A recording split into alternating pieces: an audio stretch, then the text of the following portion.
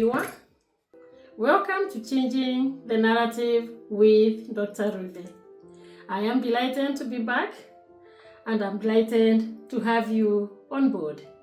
Our narrative today is planning for old age. Planning for old age. How often do we even think or imagine where will you be domiciled when you grow old? We are going to ask hard questions.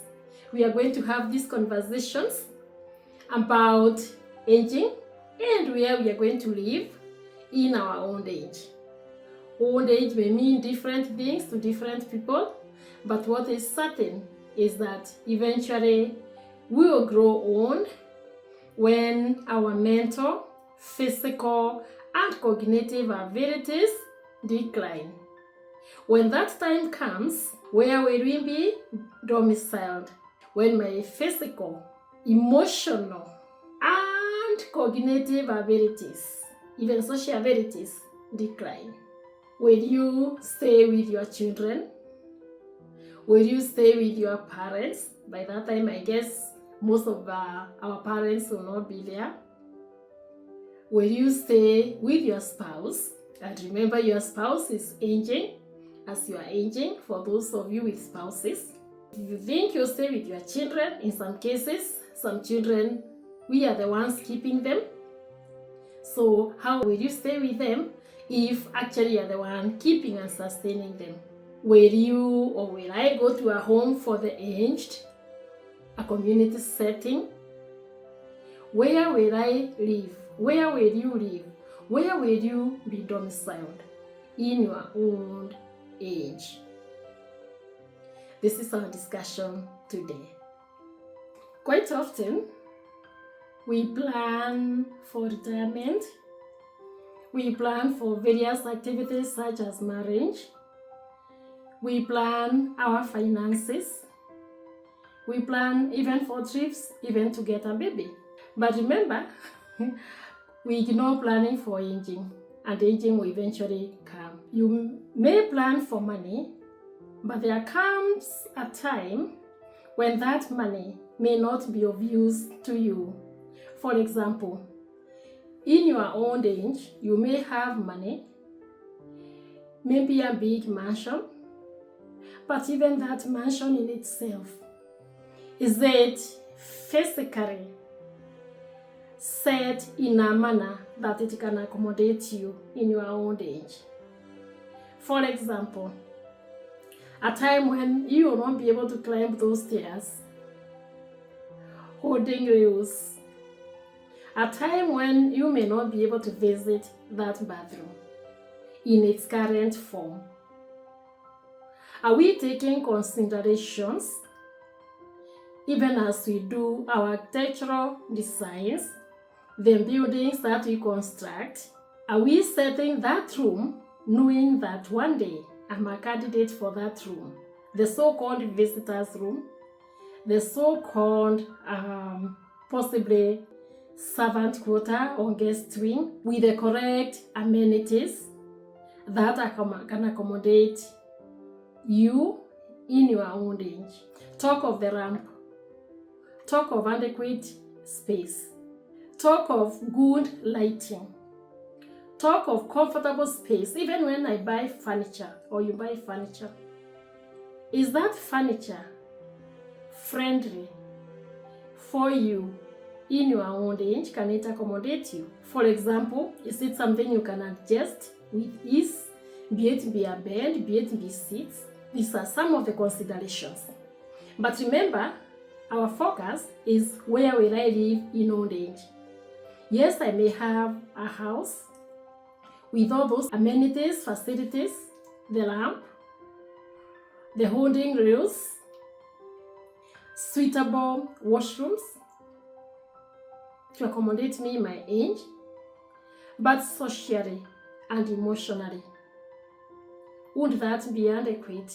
As individuals, as communities, as groups, have we thought of possibly coming up with homes where we can live, senior citizens, as a community with facilities that are suitable, that can accommodate you as if you are in your own environment, where you can live in a community. And I'm saying reasonably happy, satisfied, and quality life away from home, where you meet your other peers.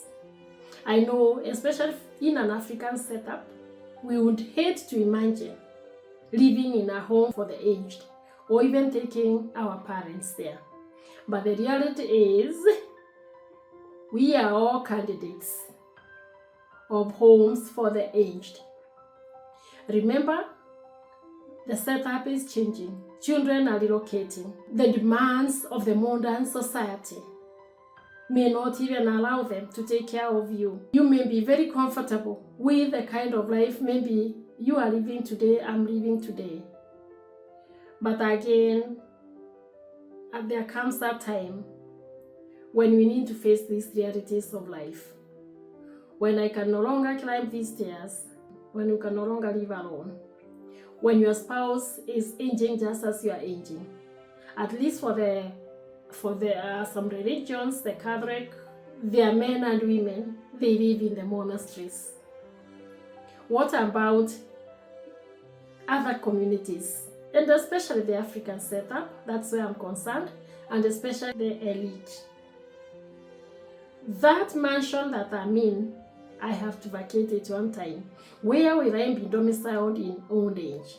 And I'm raising this conversation so that we may consider constructing homes for senior citizens, homes bearing in mind that we are potential candidates, places where we can call home.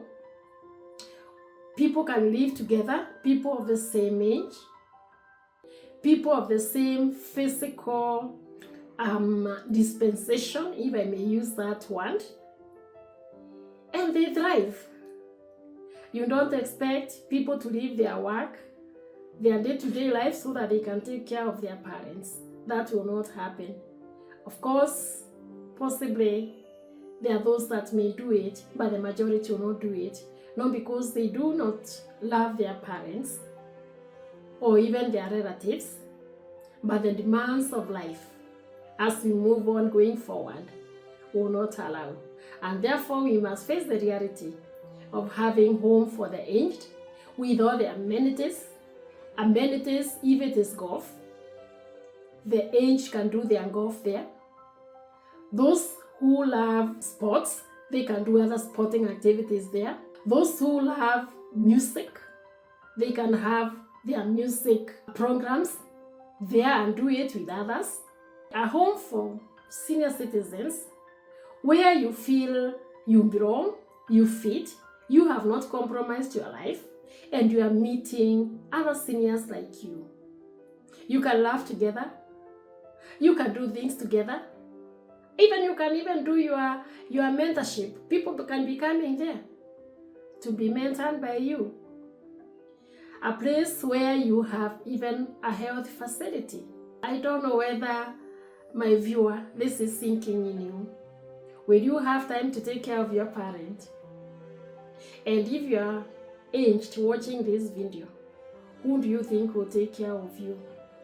Don't you think it is the high time we possibly started investing in these facilities where senior citizens or anyone who feels they can live in a home for senior citizens can stay?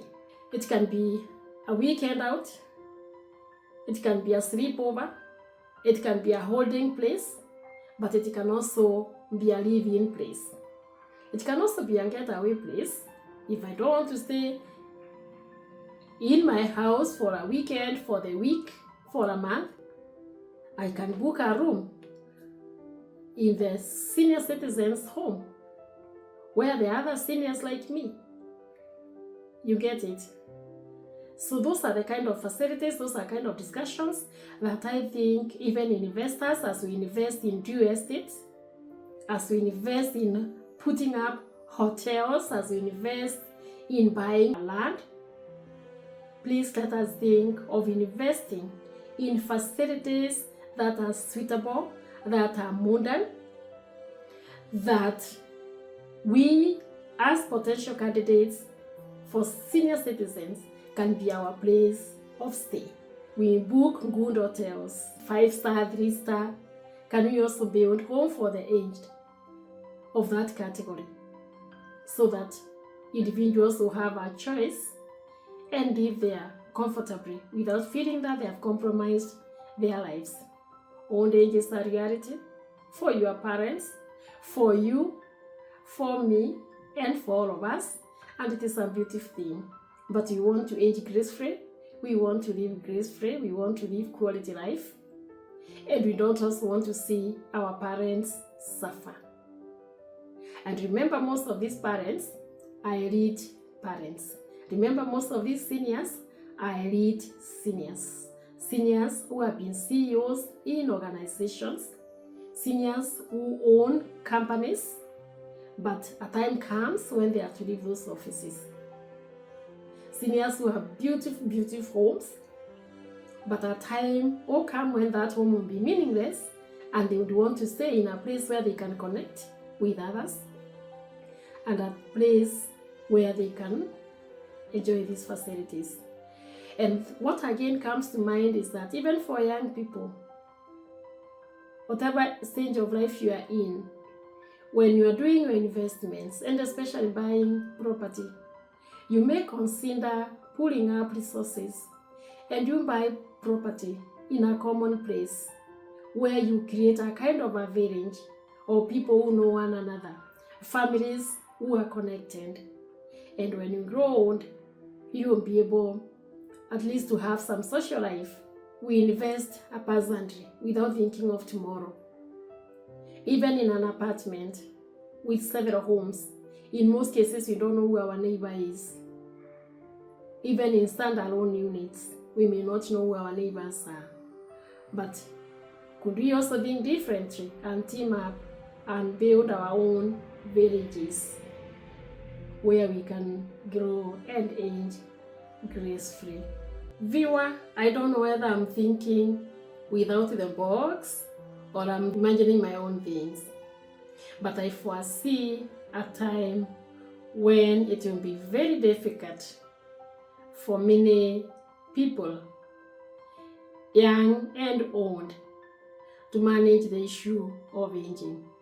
I say the young because you will be affected to see your parents struggling, alone, possibly sickly, lonely, isolated, and on their own. And therefore, much as this discussion may seem very far to you, you'll still be affected. Leaving your work to take care of them, sending money home or having to fly back home or drive back home to take care of your parents. But it will give you a lot of peace for you to know that they are in comfortable homes with other seniors. Home away from home. Think of the emergency response. When you live alone in your old age, what is your security or emergency system in place? Think about it. And to the old, today you may not be there. We still have a lot of energy. We are very vibrant, even at 80, even at 85, even at 90. We are very vibrant. We are very healthy, very energetic. But a time comes when possibly that physical, cognitive, and social ability diminishes or declines. How prepared are we to navigate this stage and navigate it with some level of satisfaction, with some level of happiness or blissfulness, so that we live quality life and that we let our dependents also have their own free time without having the fear and the baggage that they need to care for the aged. And I said again, we may have good homes, good houses today, but at certain time, you may not be able to climb that stairs. You may not be able to go around your garden and the many businesses, empires that we have built. We may need to enjoy reasonable places. I'm reminded of the late Cardinal Bishop Otunga. When he retired from being a bishop, he opted to go to a home for the aged. But it wasn't just an ordinary home for the aged. It was very well maintained.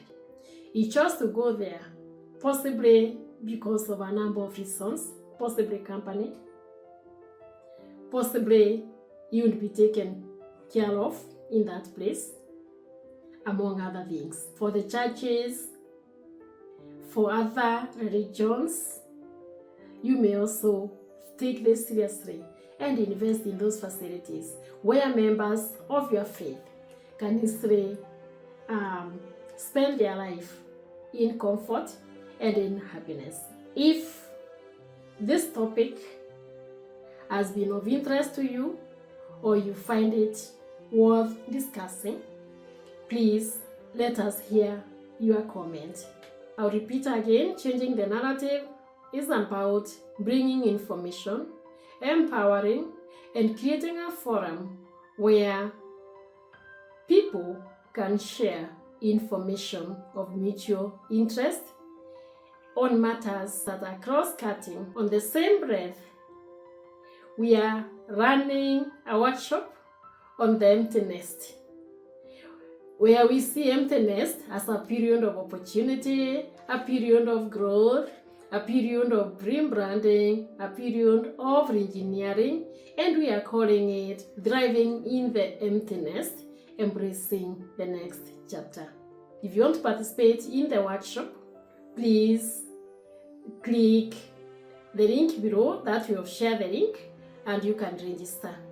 It will be held on 22nd of March 2025 and all the details have been shared. Remember to like, subscribe, share your thoughts, share your comments, and possibly you can even request to be a guest to this channel. Any knowledge, any information, any partner who has a story, an experience that can change the narrative, that can help someone, that can give a life skill, is welcome for interviews in this channel.